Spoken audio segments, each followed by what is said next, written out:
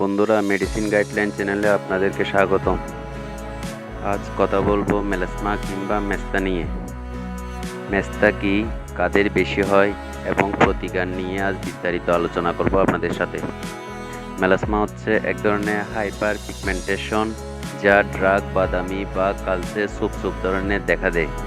এটা মূলত 3 ধরনের হয়ে থাকে।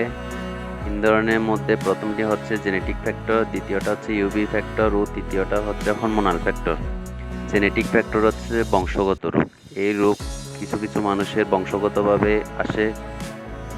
এবং ইউভি ফ্যাক্টর হচ্ছে যে যারা বিশেষ করে রোদে থাকে এবং আগুনের সামনে বেশিক্ষণ থাকে তাদের এই ইউভি ফ্যাক্টর বলা হয়।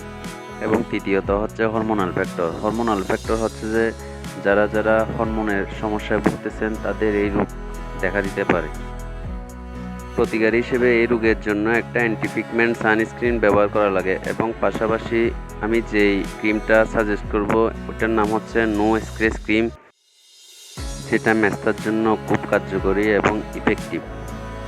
এই ক্রিমে আছে হাইড্রোকুইনন ইউএসপি 2%, টিটিওয়ানন বিপি 0.025%, মেমোস্টাসন ফেরোয়েট আইপি 0.10%। ক্রিমে ব্যবহারের নিয়ম হচ্ছে রাত্রে এবং পাশাপাশি দিনে একটা অ্যান্টিপিগমেন্ট সানস্ক্রিন ব্যবহার করা লাগে।